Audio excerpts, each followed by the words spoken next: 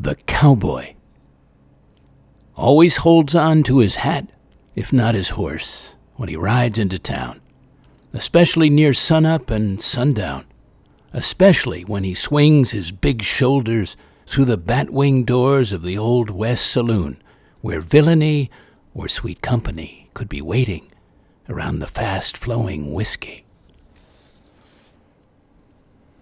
Welcome to the latest floating poetry broadcast, and thank you for leaning in from the many places it finds you listeners out there, many different moments and points of your day or night.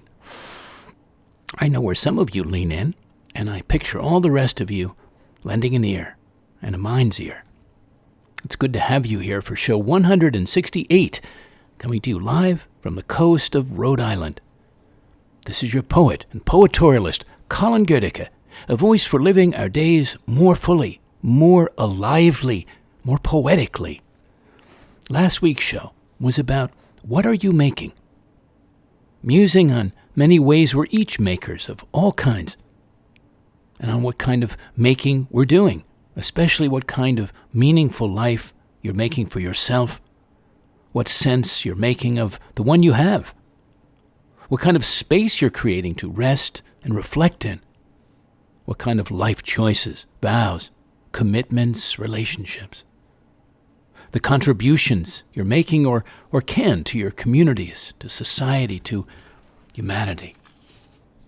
What kind of shaping of young lives are you doing, helping as a parent or a mentor or teacher? And about are you making the most of your days, your present time? And what about the future? What kind of future you're building? Those are some of the many things we touched on in last week's show. Hope you have a chance to listen if you haven't already. This week, I have the first part of a several-part series I'm bringing you now and then that I'm calling Once Upon a Time in America. And tonight we're starting with Cowboys in the Old West, the old American West. From some history to some mythology. Iconic figures, the flavor and color of the timescape and landscape. Seminal films and stories, quotes, questions for you, and more. I've corralled all kinds of material to put together a broadcast for us, for you, of lively cultural commentary, poetry, inquiry, and shared discovery. There was a wealth of it, so I had to whittle it way down to keep us in comfortable time. And dear listeners, I've got some mighty fine cowboy boots on here for the occasion, a pair of well-worn arias a friend lent me, with aqua blue leather lining, the kind of boots you want to start Texas two-stepping in. Actually, ariats, not like lariats, but without the L. It's funny, I wrote arias, but I guess you could sing a song about them. All right, so on we go. And let's begin with Sherwood Anderson, best known for his collection of short stories, Winesburg, Ohio. That was his home state, Sherwood Anderson. This is the beginning. This was from September 1917, from Poetry, a magazine of verse, Mid-American Songs, Song of Stephen the Westerner. I am of the West, out of the land, out of the velvety creeping and straining. I have resolved. I have been born like a wind. I come sweating and steaming out of the cornrows. Deep in the corn I lay, ages and ages, folded and broken, old and benumbed. My mother, the black ground, suckled me. When I was strong, I builded a house facing the east. The hair on my arm was like the long grass by the edge of the forests. Behold, I am one who has been building a house and driving nails with stones that break. The hammer of song has been given me. I am one with the old gods, an American from Dakota, from the deep valley of the Mississippi, from Illinois, from Iowa, from Ohio. Song of Stephen the Westerner. There's a lot more to it, but I'm giving you the opening. Michael Thompson, Love Shack, Anadarko. In the little tornado alley of their love, he'd become a tar paper shack that was pretty much getting its ass whipped all over Oklahoma Her lips just ripped him right off the ground. That was one thing. Besides which, there was a bunch of brindle cows being tossed around in there, mooing their little heads off. He suspicioned that those cows might have something to do with the cyclonic powers of her breasts, but hadn't quite worked out how. Her smile itself had flung in a few roosts of free-range chickens and a ringer washer, unstrung half a mile of barbed wire, and churned a bunch of shady cottonwoods into a spun-green blizzard that was something else. They was also assorted metal farm implements, mutant-looking bladed ones, clanging and a-whirling and crow-hopping in that awful cloud like 40 drunken sodbusters from her sweet sachet alone. And something else he noticed right off that high up, her blinding 200 mph prairie dust sure smelled fine. That and the fact that way, way, way down on the ground, everybody else looked really, really, really tiny. But when her pick-me-up truck started doing 360s and barrel rolls round and round the inside of that little Midwest love funnel, somebody, maybe it was even him, was right quick standing on the horn. Didn't take 2 shakes before that love shack was popping off nails like seed corn through a hopper. Thank God he'd given up dipping, 'cause that was no kind of place to be worried about a spit cup. Why, he hadn't beat a path to the storm cellar when he'd first looked out the back door and seen her dark eyes headed his way was an unsolved mystery to him. When the sound of her voice alone had rattled his plumbing, he should have run like hell. When her soft little hand had snuck into his own like a skinny Comanche snaking after a fat pony, he should have dynamited the homestead his own self, 'cause the judgment day wasn't far behind. Now his very own cowboy boots were boomeranging in and out his busted windows and whomping little love knots all about his head. Plain and simple truth, mister. He was caught in her twister in a bad, bad way. In the end, wasn't much left of him but a few poor splinters twirling mile high over Anadarko. Michael Thompson, thank you. That was great fun. I had never read that before, and I came across that for us. Love Shack Anadarko. I got to read that again another time. I hope you like that. Great fun. I sort of just went into the twang, I guess. It was written partly that way, too. Wyatt Earp. This is one of mine. Born 1849, Wyatt Barry Stapp Earp. Old West gambler, buffalo hunter, marshal, sheriff, gunman, miner, bouncer, saloon keeper, and contested boxing referee. Married Urilla, Sally, Celia, and Josephine, in that order. Over 80 endlessly restless years, roamed from Illinois to Iowa, to Kansas and Arizona, Idaho, and San Francisco. Following the boom towns of the day, the gold and silver rushes, his own adrenaline rushes, shooting it out with angry cowboys along the way, but never getting shot and tombstoned, thanks to Doc Holliday. Or forgotten, even making it in 23 to the newfangled silver screen in his last stretch on Earth, playing himself, white-mustached and western-mouthed, in Wild Bill Hickok. Wyatt Earp. The Great Head. Once upon a time, you saw it sculpted on the surface of coins, or gazed upon many from the windows of a lone train steaming in black and white across the great plains, as they and their muscular bodies grazed, roamed, sometimes thundered in massive herds, dark shoals over the grasslands, or stood unseen by men in the depths of winter, turned straight and steady into the wildest wind blasts, fiercest blizzards. Each great head, mighty shoulders, bearing a natural kind of nobility, solidity, like the surrounding mountains, like the big sky mountains of white, marbled western clouds, serving unknowingly as a sacred symbol of abundance and fortitude for a native people, as a spirit of raw strength for a pioneering nation, as a mammoth woolly mascot for a Kansas schoolboy in Emporia, who mused on one often as it gazed out from the sun-rayed wall of his humble school hall, its broad, horned head held high. The monumental, unshakable American buffalo.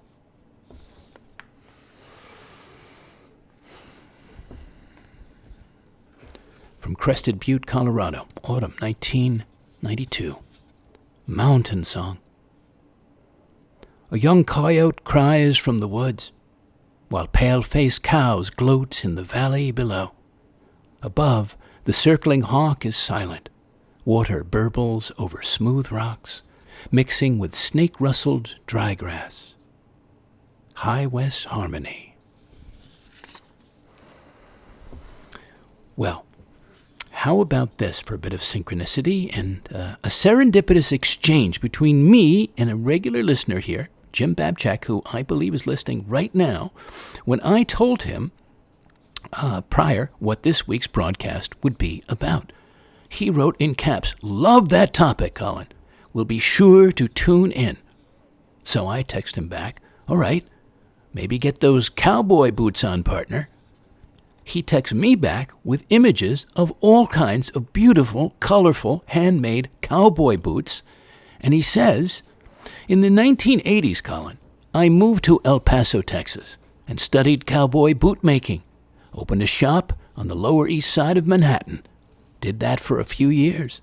Loved it, but was poor as a church mouse. Back to sales I went."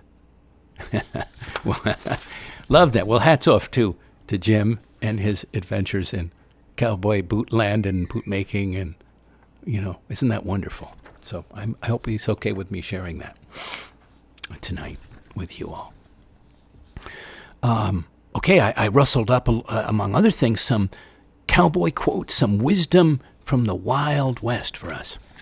There's quite a bit, but I just plucked out some things that I thought were especially fun, just to give you a taste. Unknown. You may have a cowboy hat, spurs, chaps, and a horse, but you're not a cowboy till you can ride like one. Rolf Kopfel. There are many wonderful places in the world, but one of my favorite places is on the back of my horse. One-time Tennessee Congressman Davy Crockett. You all can go to hell. I am going to Texas. John Wayne. Courage is being scared to death and saddling up anyway. Some cowboy sayings. As welcome as a rattlesnake at a square dance.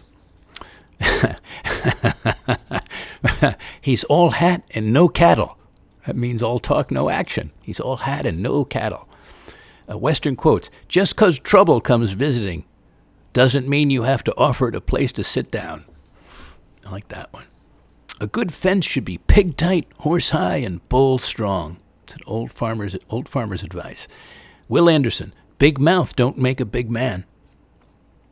One more John Wayne. Life is getting up one more time than you've been knocked down. And that was fun. From the California Sun, californiasun.com, Black Bart. Have you ever heard of him? I heard his name, but I didn't know anything about him till now. Black Bart, gentleman bandit of the Old West, left poems behind after his holdups. Stagecoach robber of the Old West, sometimes left poems behind. One of them read, I've labored long and hard for bread, for honor, and for riches. But on my corns too long you've tread, you fine-haired sons of bitches. It was signed Black Bart, the P.O.8, the poet. What a character, eh? His real name was Charles Earl Bowles, and he was one of California's most infamous outlaws during the 1870s and 80s. In between heists, he lived a double life among San Francisco's high society. He commonly wore a tweed suit, bowler hat, and diamond pinky ring. He held up at least 28 stagecoaches in Northern California and Oregon. Operating alone and on foot, his modus operandi was to stand in the path of a Wells Fargo stagecoach, face concealed by a flour sack. According to one account, he leveled a shotgun at the driver, demanded the strongbox, and yelled toward phantom cohorts in the hillside, if he makes a move, give him a volley, boys. Well, he did serve 4 years in San Quentin prison, and on his release, he told the awaiting newspapermen that he was through with crime. Asked if he would write more poetry, he laughed and said, now, didn't you hear me say that I'm through with crime? He later disappeared without a trace. Black Bart, gentleman bandit. Okay. Okay, I'm a little parched. Gotta have a sip of water. No whiskey here tonight. No rot gut. Fire water. Okay, questions for you. questions for you, my friends, about cowboys and the old American West. What do cowboys evoke in you, in your mind, or your emotions, or your imagination? What about the old American West as you know it or know of it? If you're drawn to some aspect of cowboy culture, what is it and why? Could be the costume, could be something else. If you could take a time machine back there to cowboy country, where would you go? And what and who would you want to experience firsthand? I'd be curious to know. Do you know or have you ever met any genuine cowboys in modern time? If so, what's your sense of them? Or maybe somebody, some old timer who even was around then, shared a story on to you. Maybe it was a grandmother or a great-grandfather. Or you had some old correspondence from somewhere in your family history. And what about westerns, the films or songs or books about the Old West and the western frontier? Did you ever think about the wives of cowboys who had to manage the ranch while their men were away for weeks or months at a time? They were likely as tough as their cowboy husbands. And what about all the skills a cowboy had to have?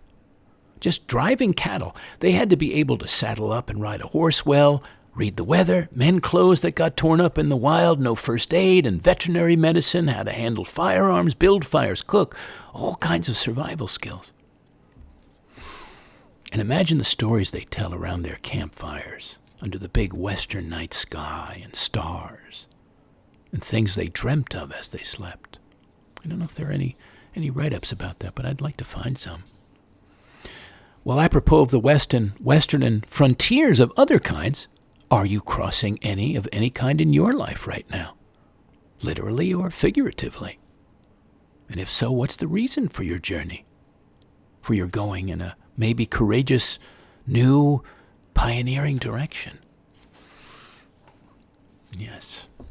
Wikipedia on the cowboy is an animal herder who tends cattle on ranches in North America, traditionally on horseback, and often other ranch-related tasks. The historic cowboy of the late 19th century arose from the vaquero traditions of northern Mexico and became a figure of special significance and legend. A subtype was a wrangler who specifically tended the horses, used to work the cattle. Now, there were cowgirls. Somebody asked me about this beforehand. But first defined as such in the late 19th century, they had a less well-documented historical role, but in the modern world, work at identical tasks and have gotten a lot of respect for that. But back in time, there weren't many, except the ones in the Wild West shows, really, that I could find out about. And by the way, the word vaquero was a Spanish word for someone who managed cattle while mounted on horseback. It was derived from vaca, meaning cow. It came from that Latin word of the same 2 letters more. It was first used in print by Jonathan Swift in 1725. That was interesting. I'm not going to go into that, but I thought that was interesting. This too, ethnicity. American cowboys were drawn from multiple sources. By the late 1860s, following the American Civil War and the expansion of the cattle industry, former soldiers from both the Union and Confederacy came west seeking work, as did large numbers of restless white men in general. While a significant number of African-American freedmen were drawn to cowboy life, in part because there wasn't quite as much racial discrimination in the West as in other areas of American society at the time. How about that? And cattle drives, of course, was a big center point. And on average, a single herd of cattle on a drive numbered about 3,000 head.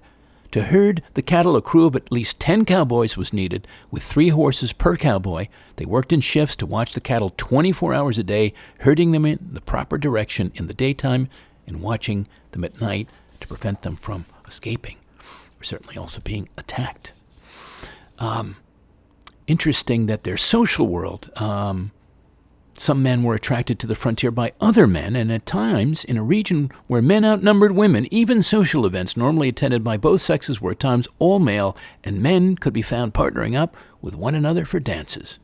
So these cowboys, Texas two-stepping with each other. Okay, on we go to ushistory.org. because they talk about mining was not the only bonanza. The cattle industry was very profitable for some. A calf bought for $5 in southern Texas might sell for $60 in Chicago. The problem, of course, was getting the cattle to market. No vision of the American West is complete without the cowboy. The imagery is quintessentially American, but many myths cloud the truth about what life was like on the long drive, and I definitely want to talk about the mythology with you in our program. The typical cowboy wore a hat with a wide brim to provide protection from the unforgiving sunlight. Cattle kicked up clouds of dust on the drive, so the cowboy donned a bandana over the lower half of his face. Chaps or leggings and high boots were worn as protection from briars and cactus needles. It says, contrary to legend, the typical cowboy was not a skilled marksman. The lariat, not the gun, was how the drover showed his mastery. Work was difficult, lasted 15 hours a day, most of it spent in the saddle. Can you imagine that? And occasionally shots were fired by hostile Indians or farmers, and cattle rustlers sometimes stole the steers. The greatest fear was the stampede, which could result in a lot of loss of cattle and cowboys. And the method they contained them from stampeding was to get them to run in a circle. Okay, anyway, thought those were all interesting facts. Back details. Also, how about from biography.com, iconic Wild West figures. You might know some of them. I knew some, not all. And in this particular article, these famous outlaws ruled the American frontier. This was published in 2020 by UD Pack, P-A-K.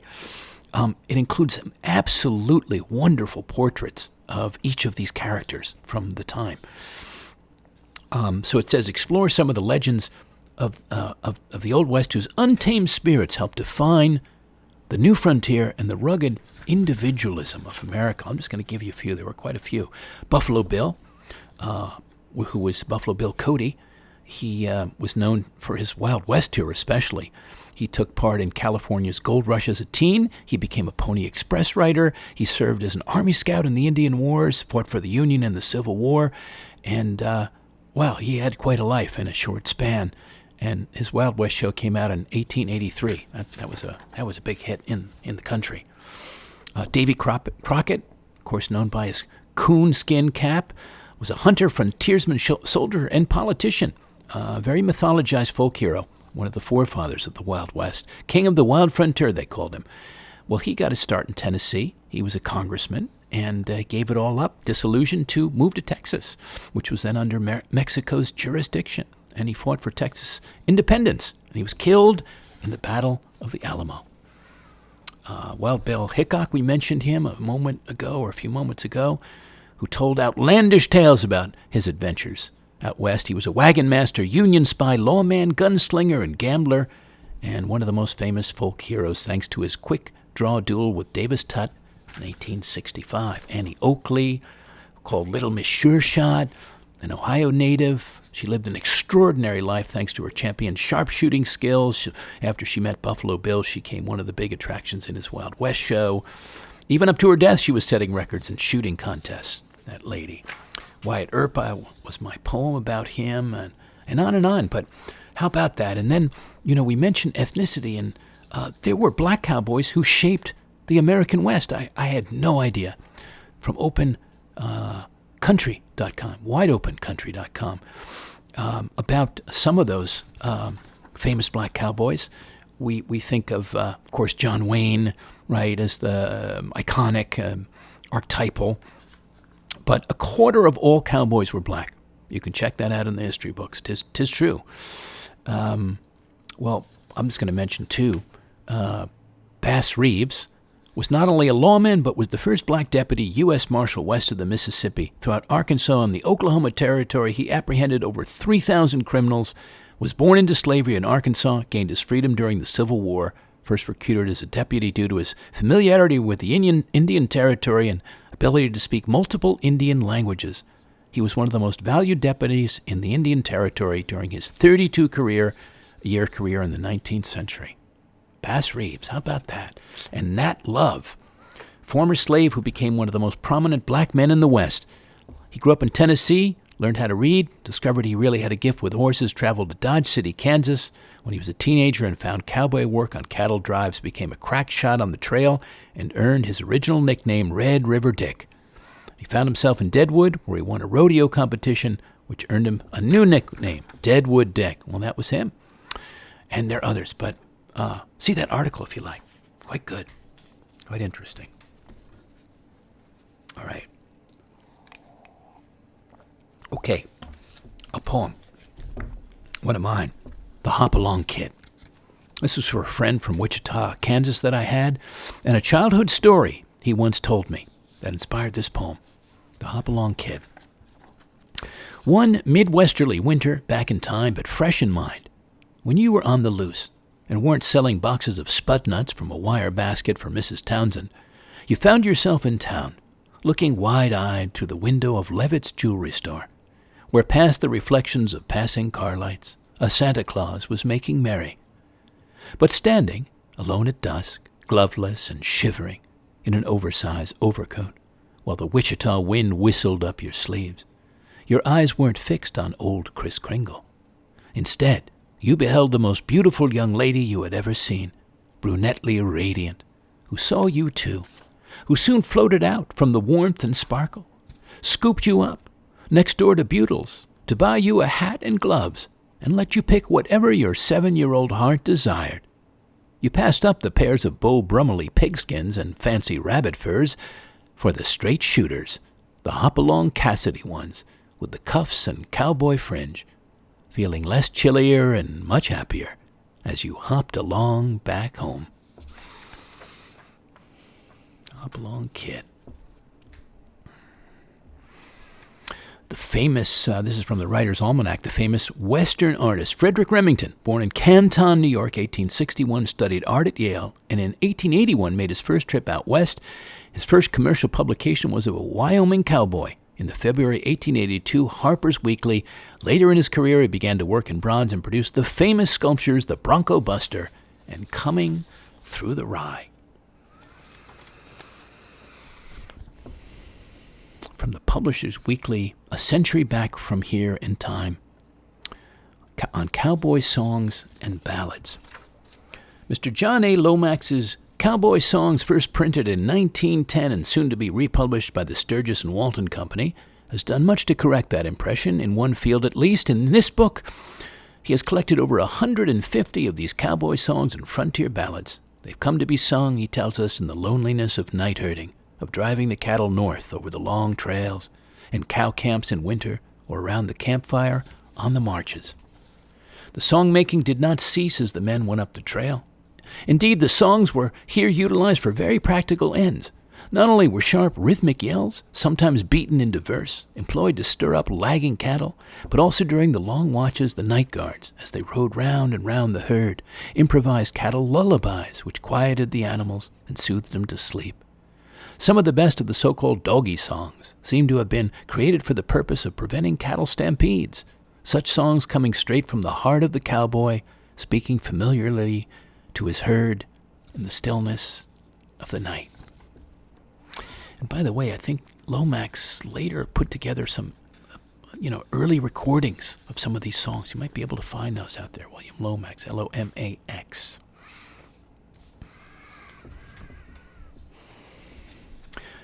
From the chiefstoryteller.com. Fun with words, cowboy slang, lingo, and jargon. Oh, there were some really colorful ones in here.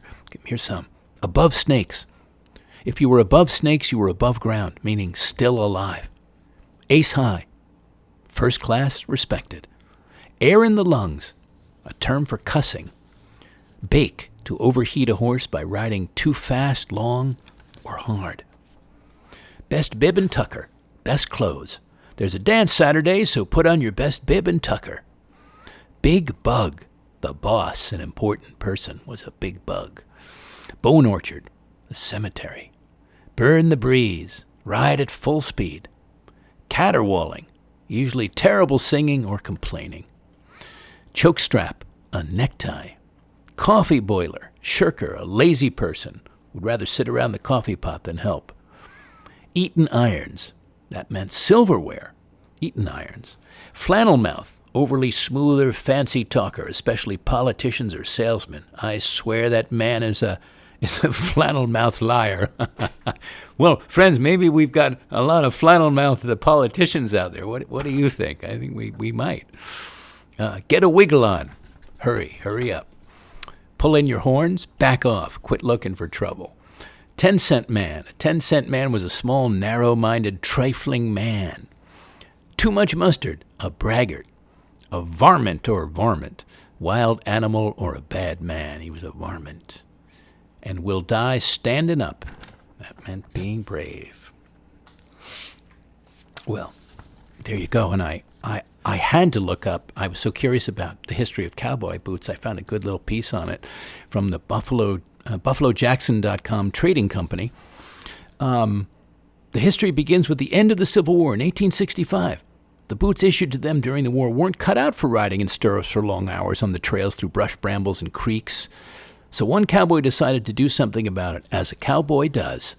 In 1870-something, one resourceful cowboy stopped by a local shoemaker and asked him to make a different kind of boot. He wanted a higher top to protect his legs from snakes, thorns, and other perils of the trail, and he wanted them scalloped in front and back so he could pull them on easily. I hope I can get mine off tonight, by the way. Maybe I have to call someone to help me. He also wanted them loose enough on top that he could pull his foot out if he got hung up and needed to get out of them in a hurry.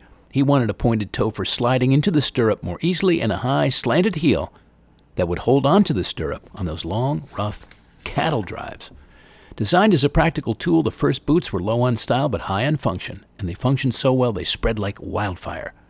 The history of boots took a turn in the 1930s and 40s when the influence of Hollywood and growing popularity of Western films brought a whole new dimension to the cowboy life in general and the cowboy boots in particular. What began as pure practicality evolved into a fashion statement.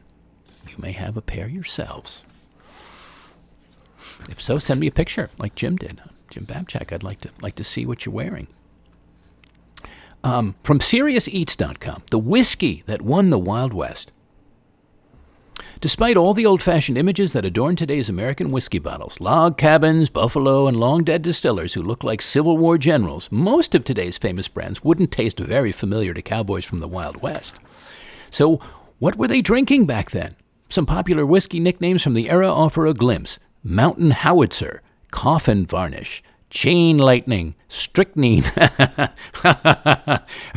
and Tangle Leg, none of which sound very appetizing. Cowboys never had a reputation for being very sophisticated connoisseurs.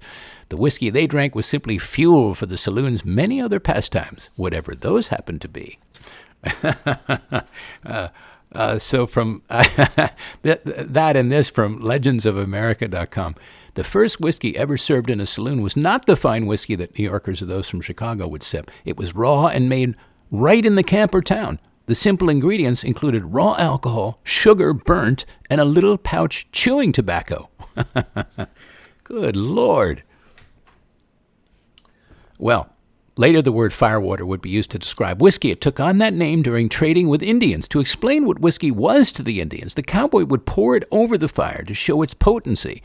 With a high enough proof, whiskey acted like gasoline on the fire. Soon it was the name of the drink. If you were a lightweight and sipped your whiskey, you could be sure to find yourself drinking a fifth of whiskey at gunpoint. Sipping was considered a weakness and not tolerated. Whoa, don't try that around any cowboys, my friends. Kristen Tracy, happy endings. I like the story where the cowboy lives because the bullet struck the whiskey flask instead of his thin-walled heart.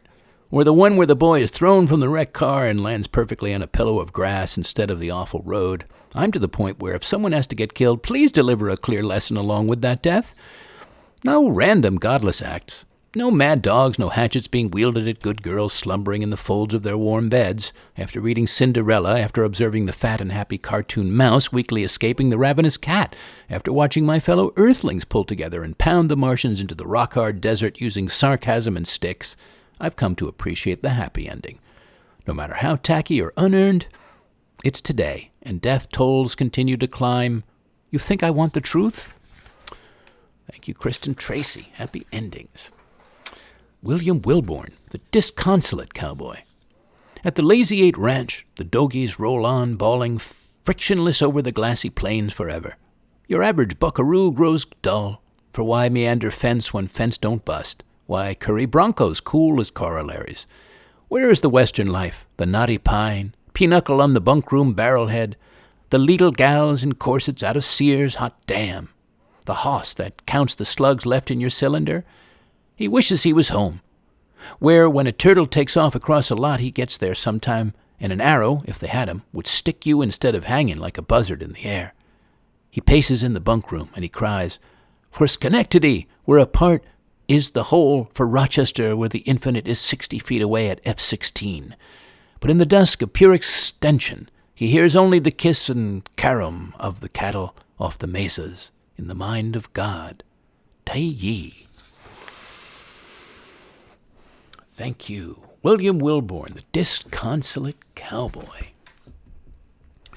Well, I said I wanted to mention cowboy mythology. This is from Medium.com by Nico Capozzi from 2018 in Medium.com. The age of the historical cowboy is long gone, yet the symbolism of that period still thrives today. The legend of the cowboy is synonymous with American identity despite being rooted in mostly fiction. He says, subhead, America needs its myths. They're popular methods for learning and understanding our history. In American culture, the cowboy story is of particular note. His doings and goings, real and imaginary, include a considerable portion of our national ethos. Quote, his qualities, both good and bad, consistently receive attention in film and TV and other cultural forms. This phenomenon is ripe for analysis. In the end, it's clear the cowboy story is more fiction than fact, and that is just fine. And he talks about the historical cowboy, the American cowboy, the image we know, the cowboy on the range with a 6-shooter on the hip, the horse, and the approaching ride-off into the sunset. He symbolizes America's desire of a never-ending movement westward, itching for adventure, resolute on manifest destiny. He's everywhere. He's in film, literature, art, TV, and various other cultural forms. Well, it says that couple the promise of work with the desire for perceived adventure, many ex-Confederates rushed west to start anew. And the historical cowboy included many former slaves that we mentioned earlier. Well, being a cowboy was a hard job. It often included living outdoors for extended lengths of time, enduring all sorts of weather and natural calamities, Indians, robbers, hunters, and predators. The primary role, of course, was to get the rancher's property, the cattle, to market. But that was no easy task, and the herd was frequently lost in transit. Riches were never guaranteed. In fact, cowboys often took only what was left after the rancher's profit was cut, and that was usually only enough for some food, a place to sleep, and a small amount of spending money. How about that? They led a grueling life full of hard labor, and most died at a young age. The renegade image of the cowboy has no basis in fact and accomplishes very little in helping us understand what it meant to be an American cowboy. Cowboy was a product of post-war demographics and economy. As such, he, quote, lasted a very brief time, roughly from about 1865 to about 1890. So there's more on that article, and I point you to that because I want to keep us in time here. And there's also a book, by the way, this is from theguardian.com, The Myth of the Cowboy. How did he become such a potent figure? Well, there's a book by the late Eric Hobsbawm, Hobsbawm, who follows a trail from cheap novels and beat westerns to Ronald Reagan. Very interesting. I'll just give you a couple of lines. In the later periods of the cattle boom, the cowboys were joined by a fair number of European dudes, mainly Englishmen, with Eastern-bred college men following them. How about that? That's a surprise. The cowboy tradition was reinvented in our times as the established myth of Ronald Reagan's America. The real invented tradition of the West as a mass phenomenon that dominates American policy is the product of the eras of Kennedy, Johnson, Nixon, and Reagan. And of course, Reagan, the first president since Teddy Roosevelt, whose image is deliberately Western and on horseback, knew what he was doing.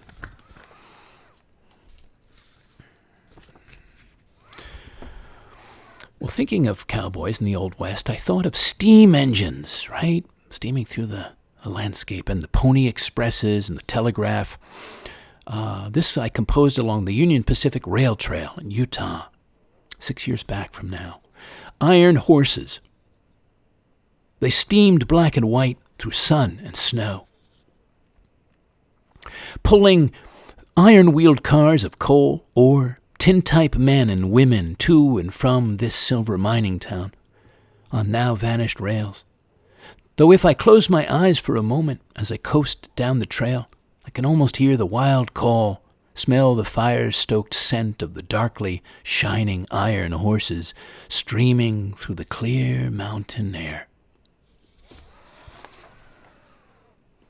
like to go back out there to Utah and Park City and other spots. Great times out there. Another from Utah, from Park City.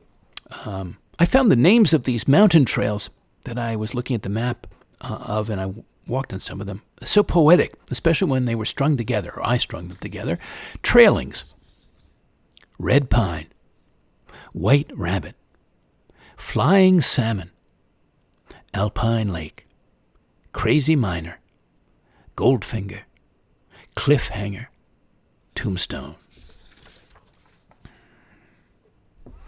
Well, you may know firsthand how beautiful in its own way the nature in the West, in the Wild West is, still is. Long may it stay that way. This is from Santa Fe, New Mexico, September 1999. Santa Fe. The rainbows come in assorted colors here, and the pots of gold included at sunset each day, filling the paintbrush, the yucca and the cactus, gilding the sides of leaping trout and the broad backs of black bears, veining the ripe red mesas, and washing through the undulating oak-scrubbed hills. Santa Fe. Kurt Brown, Road Report. Driving west through sandstone's red arenas, a rodeo of slow erosion cleaves these plains, these ravaged cliffs. This is cowboy country, desolate, dull, except on weekends when cafes bloom like cactus after drought. My rented Mustang bucks the wind. I'm strapped up, wide-eyed, busting speed with both heels, a sure grip on the wheel. Black clouds maneuver in the distance, but I don't care. Mileage is my obsession. I'm always racing off, passing through, as though the present were a dying town I'd rather flee. What matters is the future, its glittering hotel. Clouds loom closer, big as Brahmas in the heavy air. The radio crackles like a shattered rib. I'm in the chute. I check the gas and set my jaw. I'm almost there. Road Report. Thank you, Kurt Brown. Gary Snyder. I went into the Maverick Bar. 1974. I went into the Maverick Bar in Farmington, New Mexico, and drank double shots of bourbon backed with beer. My long hair was tucked up under a cap. I'd left the earring in the car. 2 cowboys did horseplay by the pool tables. A waitress asked us, "Where are you from?" A country and western band began to play "We Don't Smoke Marijuana" in Muskogee, and with the next song, a couple began to dance. They held each other like in high school dances in the 50s. I recalled when I worked in the woods and the bars of Madras, Oregon. That short-haired joy and roughness, America, your stupidity, I can almost love you again. We left onto the freeway shoulders, under the tough old stars. In the shadow of bluffs, I came back to myself, to the real work, to, quote, what is to be done. Thank you, Gary Snyder. Marianne Waters has this whimsical poem, a whole other way of viewing those men of the Old West. Cowboy. Here was someone new, a man so rich in vitamin B he gleamed like ore, a man as bright as wet produce. In a voice as slow as potato eyes, he said, "I'm from the vegetable kingdom. I've come to feed you at last." He doffed his 10-gallon squash. His chaps, purple layers of cabbage, rustled gently when he walked. His leaf-lettuce vest was fringed over his onion skin shirt. He wore a gun belt low on his hips, an array of carrot bullets, 2 hair-trigger 6-gun zucchinis. His eyes shone like avocados. His lips were lavish as beets. His skin was as smooth as an eggplant. He smelled like garlic and dirt. This man knew the secrets of seeds. This man understood roots, the need to tether, the need to absorb. This man yearned for rain. This man was as strong and as right as the sun of an August noon. This man's love could be measured in pounds and bushels and bales and pecks and kilos and sheaves and tons. This man believed in abundance.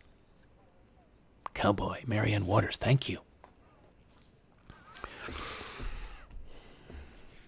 In 1902, the Writer's Almanac told me, the novelist Owen Wister published the book The Virginian, now considered the first true Western. He was born in Philadelphia, and his first vocation was music, but he went to Wyoming, fell in love with it, and was inspired to write a novel about a cowboy known only as the Virginian, who moves to the town of Bear Creek, Wyoming, gets a job as the foreman on a ranch, and falls in love with the new schoolmarm, Molly Wood. But he crosses paths with a group of cattle rustlers and is forced to preside over the lynching of a cattle thief. The leader of the rustlers, a man named Trumpus, threatens to murder the Virginian, who has to decide whether to leave town or fight back. The novel contains the famous line, "This town ain't big enough for both of us," and it ends with a dramatic shootout in the street. It was one of the most successful novels ever published at the time, selling 20,000 copies in its first month in print, 300,000 by the end of 1902, and 1.5 million by the time of his death in 1938. The Virginian. Made me think of that song and the movie My Darling Clementine with Henry Fonda. I have to go back and watch that again, thinking about that. Well, thinking about books, there are must-read books of the American West that I found a list of. There's quite a few of them. I found a list of 100, but I just, from bookriot.com, I thought I'd just mention a few. True Grit by Charles Portis, Lonesome Dove, the series by Larry McMurtry, Centennial by James Michener, O Pioneers by Willa Cather, Riders of the Purple Sage by the great Zane Grey, The Oxbow Incident by Walter Van Tilburg Clark, The Shootist by Glendon Swarthout, Destry Rides Again by Max Brand, Cimarron by Edna Ferber, Blood Meridian by Cormac McCarthy, The Big Sky by A.B. Guthrie Jr., Hopalong Cassidy by Clarence Mulford, The Outlaw Josie Wales by Forrest Carter, The Milagro Beanfield War by John Nichols. And then there's some really good nonfiction books. The West That Was, How the West Was Worn, Bustles and Buckskins on the Wild Frontiers. How the West Was Worn, yeah, I said that one. Oh, another one, The History of Western Wear, The Cowboy at Work, Italians of the Gold Rush, Pioneer Girl by Laura Ingalls Wilder, and Bury My Heart at Wounded Knee, An Indian History of the American West by D. Brown. So there's some reads for you. Well, I also wanted to mention some films. Great Western classic film. One of the greatest of all was Stagecoach. That was John Ford's smash hit, an enduring masterpiece. It revolutionized the Western, and it took it from B-movie to A-list and established the whole genre. Definitely one worth seeing anytime. Never grows old. How about the spaghetti westerns? Italy was making westerns before the mid-1960s, but that whole period they were making them, and you would maybe know A Fistful of Dollars in 1964, directed by Sergio Leone and scored by Ennio Morricone and starring Clint Eastwood. It's one of the best of all times, that spaghetti western of that genre, and it created a whole industry where nearly half of every Italian film in production at that time was a Western. It was followed up for A Few Dollars More in 1965, The Good, the Bad, and the Ugly in 1966. Each one starred Clint Eastwood as the man with no name, a drifter who came into town to fight off some bad guys in pursuit of money. And other really good actors. So, the spaghetti westerns. And by the way, Eastwood's still around. He kept making his own westerns, such as The Outlaw Josie Wales in the mid-'70s, Unforgiven in the early '90s. Part of a revisionist western subgenre, which emerged around the same time as the spaghetti westerns, known as the anti-western and post-western, which films like their Italian brethren eschewed and subverted traditional western tropes, characters, and plot lines to create movies that questioned the whole nature of the genre. So there you have all that. Okay. Well, coming to our last musings and sharings from this first part of this new mini-series of mine for us, Once Upon a Time in America. They did have cowboys in south of the border, of course, the gauchos in Mexico. In Australia, they were stockmen. In Hungary, the Tsikos. And in Hawaii, the cowboys are known as paniolos. Did not know that. Well, here was a poem of mine for one I saw one day in Mexico in the Yucatan, who was riding by along the ocean. El Gaucho Caribe. A cowboy sits astride a fine white mare. He rides high and handsome above the jade-streaked waves. A soft shirt blouses at his back. A crisp straw hat with a long bent brim shades his rugged red earth face and thick ink-black mustacho. As he passes by, he twirls his coil of rope into lazy, lassoed O's. I remember him very well still. It's a touchstone back to that. William Stafford, Report to Crazy Horse. All the Sioux were defeated. Our clan got poor, but a few got richer. They fought 2 wars. I did not take part. No one remembers your vision or even your real name. Now the children go to town and like loud music. I married a Christian. Crazy Horse, is it not fair to hide a new vision from you? In our schools we are learning to take aim when we talk, and we have found out our enemies. They shift when words do. They even change and hide in every person. A teacher here says hurt or scorn people are places where real enemies hide. He says we should not hurt or scorn anyone, but help them. And I will tell you in a brave way, the way Crazy Horse talked, that teacher is right. I will tell you a strange thing. At the rodeo, close to the grandstand, I saw a farm lady scared by a blown piece of paper, and at that place horses and policemen were no longer frightening, but suffering faces were, and the hunched-over backs of the old. Crazy Horse, tell me if I am right. These are the things we thought we were doing something about. In your life you saw many strange things, and I will tell you another. Now I salute the white man's flag. But when I salute, I hold my hand alertly on the heartbeat and remember all of us and how we depend on a steady pulse together. There are those who salute because they fear other flags or mean to use ours to chase them. I must not allow my part of saluting to mean this. All of our promises, our generous sayings to each other, our honorable intentions, those I affirm when I salute. At these times it is like shutting my eyes and joining a religious colony at prayer in the gray dawn in the deep aisles of a church. Now I have told you about new times. Yes, I know others will report different things. They have been caught by weak ways. I tell you straight the way it is now, and it is our way, the way we were trying to find. The chokeberries along our valley still bear a bright fruit. There is good pottery clay north of here. I remember our old places. When I pass the mussel shell, I run my hand along those old grooves in the rock. Thank you, William Stafford. Report to Crazy Horse from his collection, The Way It Is. A marvelous collection. I had not known that particular poem. Another from Santa Fe, September. Smoke signals. Smoke signals from the southwest rise through the morning pines and yellowing aspens, sending blue clouds and signs of life into the high desert sky. Next to last for now, Mary Carolyn Davies, the last of the cowboys. They have gone down like the sunset, who like the sun were mighty and high and scornful. Their hour is done. Slowly into the night they ride, each one.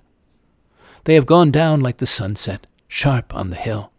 A moment against the sky they stood until the dark came down, and they met it, stoic and still. Thank you, Mary Carolyn Davies. And last, until we're together again over the airwaves, maybe after your sunrise or sunset, this is the man with the 10-gallon heart who stood before you in the old dance hall, 10-gallon hat over his gallant cowboy heart, signaling a courtly invitation to Texas two-step together. A Western gesture you were quietly surprised by, still touched by, in that yellow rose place, on that Lone Star night.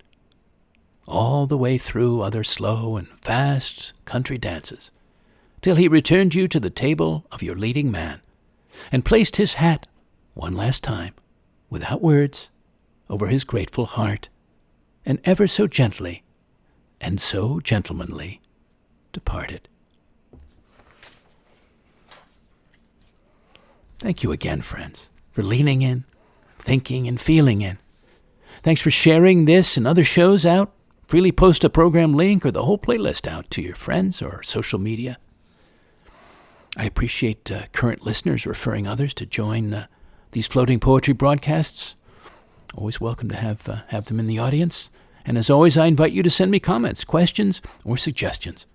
And any donations you'd like to make, I would welcome them to support these free weekly broadcasts, which are my gift of inspiration and uplift to you and others.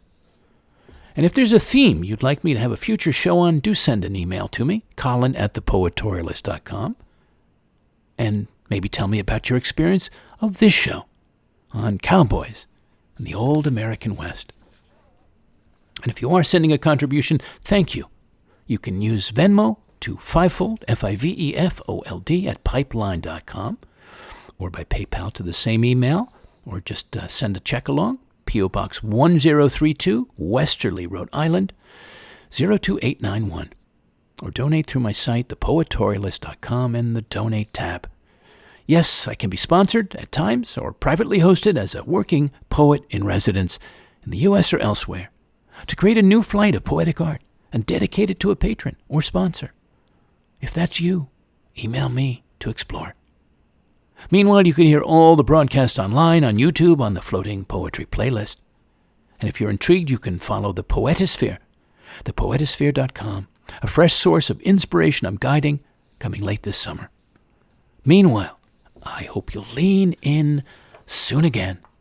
Until then, dear listeners, hats off to the real cowboys, the ones who played a meaningful role in America's history, its culture and consciousness. Even the mythology, the best facets of it. And to all the cowboys in the world back in time, from the vaqueros to the gauchos. And to the American West, the old and beautiful spirit of the land that's still alive and kicking, still emanating, still flowing from its mountains, valleys, rivers, and big skies and cowboy hearts. That's still feelable and still able to touch and move our spirits, our senses, and imaginations. As Roy Rogers sang back in his 1940s radio show, Happy Trails to You. Happy trails to you until we meet again. Happy trails to you till we meet again. Goodbye for now, and as always, good spirits.